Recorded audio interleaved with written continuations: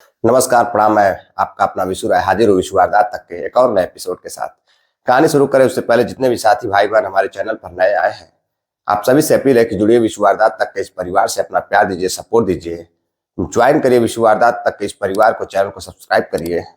आते हैं आज की कहानी पर। आज जो सच्ची घटना मैं सुनाने जा रहा हूँ, यह सच्ची घटना है झारखंड की। झारखंड के रांची में एक गांव पड़ता है। उस गांव में एक लड़की रहती है, कौशल्या। दरअसल जो कौशल्या रहती है उसकी उम्र मात्र 21 साल रहती है। 21 साल की उम्र में ही उसके पिताजी उसकी शादी पास के ही एक गांव में सुरेश महतो नामक एक लड़के से कर देते हैं। लड़का बेहद ही पढ़ा लिखा रहता है, लेकिन जो लड़की रहती है वो थोड़ी कम पढ़ी लिखी रहती है। अब दोनों की शादी हो जाती है, दोनों बड़े खुश रहते हैं। लेकिन जो सुरेश महतो रहता है, एक दिन उसकी तबीयत खराब हो जाती है। अब जैसे तैसे करके उस रविंद्र महतो को घर वाले पास के हॉस्पिटल में लेकर जाते हैं, लेकिन डॉक्टर कुछ देर उन्हें एडमिट करता है, लेकिन उसके बाद सुरेश महतो की मृत्यु हो जाती है। मात्र शादी को 5 से 6 महीने हुए थे और उसके पति का इंतकाल हो जाता है। अब घर में जैसे ही सभी को पता चलता है कि सुरेश महतो का इंतकाल हो चुका है, अब वो इस दुनिया में नहीं रहा। जो कौशल्या देवी रहती है उसका रो रो कर बुरा हाल रहता है। भाई, किसी की पत्नी की शादी हुए मात्र 6 महीने हुए हो और उसका पति गुजर जाए तो उसके ऊपर क्या गुजरेगी वही समझ सकती है। अब किसी तरह से उसका दाह संस्कार होता है। दाह संस्कार करने के बाद अब घर में मातम फैला रहता है। कुछ महीने गुजरते हैं, तभी पड़ोस का ही एक रहने वाला लड़का रविंद्र महतो, जिसकी उम्र मात्र 23 साल रहती है, अब वो अक्सर कर सुरेश महतो के घर यानी कि मृतक के घर आया जाया करता था। इसी बीच एक दिन जब उसके घर वह जाता है तो देखता है कि घर पर कोई नहीं है और वह सुरेश महतो की पत्नी कौशल्या देवी से बातचीत करने लगता है। बातचीत करते करते दरअसल वह रिश्ते में भाभी लगती थी और वह पड़ोसी कई बार उसके घर आया जाया करता था। अब एक दिन जब बातचीत शुरू हो जाती है तो जो लड़की रहती है कौशल्या देवी, एक विधवा महिला, वह अब अभी मात्र उसकी एज 21 से 22 साल रहती है, यानी कि एक जवान खूबसूरत लड़की जो कि कम उम्र में विधवा बन चुकी थी। अब उसके ना तो आगे कोई था ना तो कोई पीछे था। अब वो अकेले ही अपना जीवन जी रही थी। अब उसको एक जरूरत थी तो एक ऐसे साथी की जो उसको समझ सके। इसी बीच उसकी दोस्ती रविंद्र महतो से हो जाती है। अब रविंद्र महतो अक्सर कर उसके घर आया जाया करता था। एक दिन मौका पाकर वह देखता है कि उसके घर पर कोई नहीं है। बातचीत करते करते कौशल्या देवी के साथ दोनों एक दूसरे के आगोश में इस कदर खो जाते हैं, उन्हें पता ही नहीं चलता है कि वह क्या करने जा रहे हैं।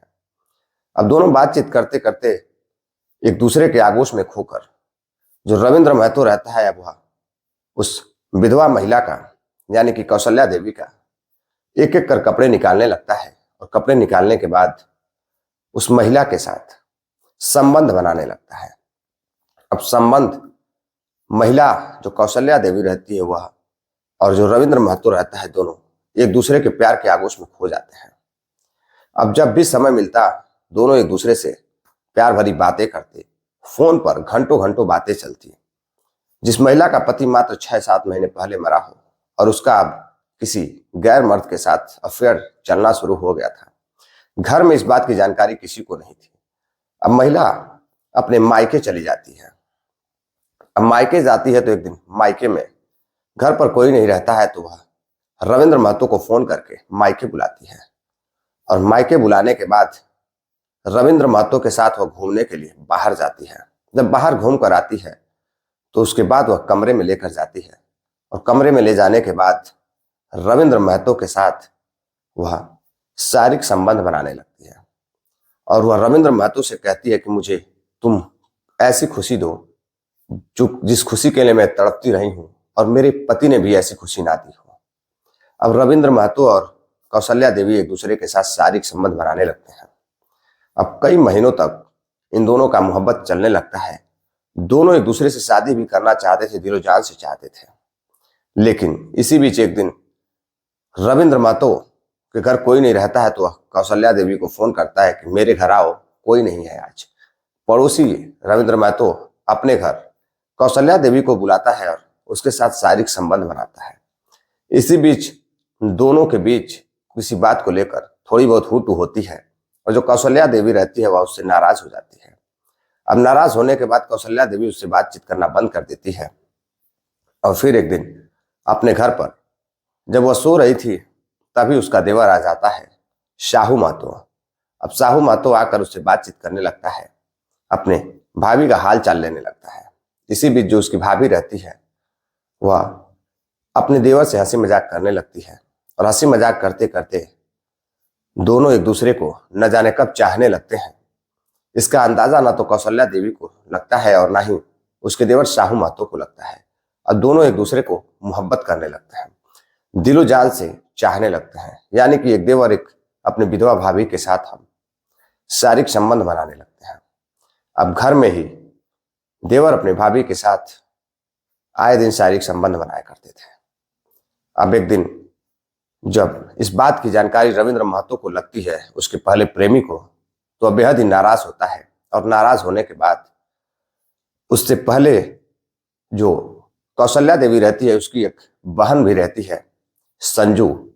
संजू अक्सर कर अपने दीदी के घर यानी कि अपने जीजा के घर आया जाया करती थी। इसी बीच उसकी बातचीत रविंद्र महतो से भी होती थी। अब जो रविंद्र महतो रहता है वह एक दिन उसके मायके जाता है और मायके में संजू से बातचीत करने लगता है। अब जो संजू रहती है वह रविंद्र महतो से भी बातचीत करने लगती है और रविंद्र महतो से संजू की भी प्रेम प्रसंग चलने लगते हैं। अब मौका पाकर जो रविंद्र महतो रहता है उसकी बहन के साथ भी शारीरिक संबंध बनाने लगता है। अब एक दिन जब कौशल्या देवी को पता चलता है कि अब उसका पूर्व प्रेमी रविंद्र महतो अब उसके मायके जाकर उसकी बहन पर डोरे डाल रहा है, अब इस बात से वह नाराज होती है और अपनी बहन को फोन करके पूछती है। उसकी बहन बताती है कि हाँ, रविंद्र महतो मेरे घर कभी कभी यहाँ पर भी आता है।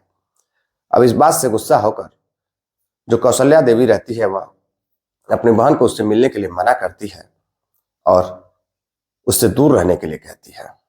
अब एक दिन जो संजू रहती है उसका एक पहले का फिर प्रेमी रहता है। जब उसके घर वह आता है तो वह बातचीत करने लगती है और वह बताता है, वह पूछता है कि जो कल तुम्हारे यहाँ एक लड़का आया हुआ था वह कौन है।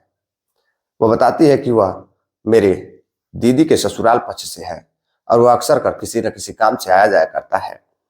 लेकिन लड़का कहता है कि कल तो तुम्हारे साथ वह अकेले ही घर पर था। दरअसल उस लड़के का नाम अजय रहता है और जो प्रेमी रहता है उसका वह अजय रहता है और उसे सारी बात की जानकारी हो चुकी थी। अब वह अपने प्रेमिका संजू से काफी नाराज होता है। नाराज होने के बाद वह संजू से बात करना छोड़ देता है। इसी बीच संजू अपने दीदी को फोन करके बताती है कि जो उसका प्रेमी है अजय वो उसके मित्र रविंद्र महतो से काफी नाराज है और उसकी वजह से मेरे से भी नाराज है, वह मुझसे बातचीत नहीं कर रहा है। दरअसल दोनों शादी करना चाहते थे जो अजय और संजू रहती है, लेकिन अब कौशल्या नाराज होकर के उसके पति प्रेमी से बातचीत करती है और अपने देवर से मिल करके 31 अक्टूबर 2022 की शाम को वो अपने मायके जाती है और मायके जाने के बाद अपनी बहन से बातचीत करती है और बातचीत करने के बाद वह अपनी बहन से कहती है कि तुम रविंद्र महतो को फोन करके बुलाओ। अब वह रविंद्र महतो को फोन करती है और प्यार भरी आवाज में बात करती है, जिसकी बात सुनते ही रविंद्र महतो दौड़ा दौड़ा अपनी नई प्रेमिका से मिलने चला आता है, यानी कि संजू महतो से मिलने चला आता है। अब संजू महतो के घर पर जाता है तो देखता है कि कई लोग वहां मौजूद हैं। अब वह हैरान रहता है। संजू महतो कहती है कि मैं तुमसे शादी करना चाहती हूँ और मेरे घर वाले भी राजी हैं, मेरी दीदी भी राजी है। अब जब दीदी को वह देखता है तो वह गुस्सा हो जाता है। थोड़ी बहुत बातचीत होती है, लेकिन जो कौशल्या देवी रहती है वह उसको प्रेम भरी बातों में फंसा लेती है और फंसाकर एक गाड़ी लेकर आता है उसका दोस्त अजय। अजय के गाड़ी में चारों बैठते हैं, संजू का पहला प्रेमी और रविंद्र महतो और जो कौशल्या रहती है और कौशल्या का देवर भी। पांचों बैठते हैं और बैठने के बाद उसको लेकर एक सिम झारखंड में एक जिला लगता है सिमडेगा जिला। सिमडेगा जिला में एक छिंदा नदी है। वो छिंदा नदी के किनारे घूमने के लिए जाते हैं और छिंदा नदी के किनारे घूमने के लिए जाते हैं तो जो अजय रहता है वो कोल्ड ड्रिंक लेकर आता है और कोल्ड ड्रिंक में कुछ नशीली दवाइयां मिला देता है। और जैसे ही उन नशीली दवाइयों की जो बोतल होती है वह रविंद्र महतो को पीने के लिए दिया जाता है। रविंद्र महतो जैसे ही पीता है वह बेहोश हो जाता है। अब बेहोश होने के बाद चारों जो कौशल्या रहती है वह अपनी दुश्मनी निकालना चाहती थी और उसको इस बात से भी डर था कि वह उसके बहन के साथ भी शारीरिक संबंध बनाता होगा। अब इस शक के बुनियाद पर वह चारों मिलकर रविंद्र महतो का कत्ल कर देते हैं और कत्ल करने के बाद जो गला होता है उसको धड़ से अलग कर उसी नदी के किनारे गाड़ देते हैं। अब गाड़ने के बाद वहां से चारों के चारों चले जाते हैं। अब 4 जनवरी 2023 को जो रविंद्र महतो रहता है वो भी शादीशुदा रहता है। उसकी भी एक पत्नी रहती है। अब पत्नी कई दिनों तक फोन करती है, यानी कि 31 अक्टूबर और 4 जनवरी के बीच में उसका कुछ पता नहीं चलता है, फोन स्विच ऑफ आता है। अब वह परेशान होने लगती है और परेशान होकर के पास के पुलिस स्टेशन में पहुंचती है। पहुंचने के बाद वहां पुलिस से शिकायत दर्ज कराती है कि उसका पति घर से 30 अक्टूबर को निकला था और 4 जनवरी 2023 आ गया है, लेकिन उसका अभी तक कुछ पता नहीं है। अब जैसे ही पुलिस इस बात को सुनती है वह फौरन ही जांच पड़ताल में जुड़ जाती है।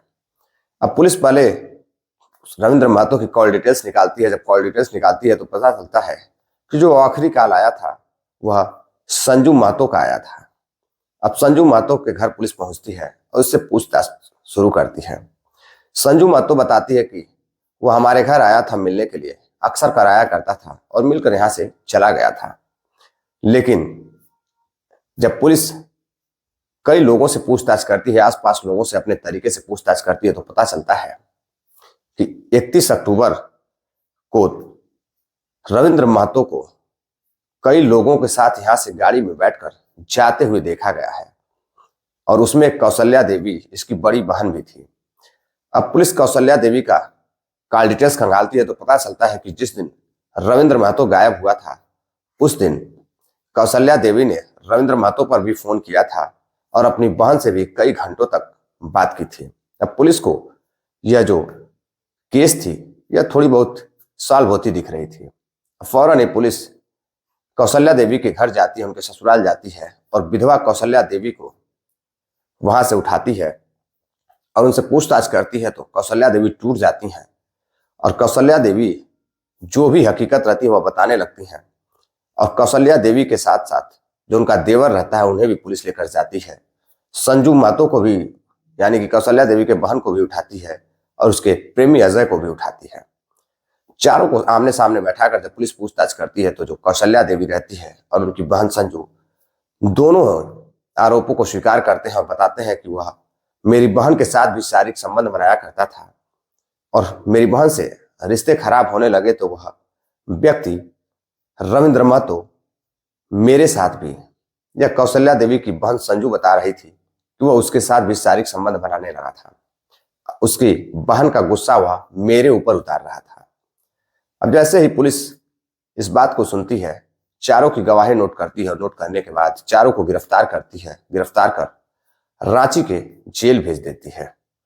दरअसल एक विधवा नारी जिसका पति कुछ ही समय पहले गुजर चुका हो और विधवा बेहद ही जवान थी, अब वो अपनी कुछ खुशियों को पूरी करने के लिए पहले पड़ोसी रविंद्र महतो से संबंध बनाती है, उसके बाद अपने देवर से संबंध बनाने लगती है और जब देवर से संबंध बनाने लगती है तो रविंद्र महतो को भूल जाती है।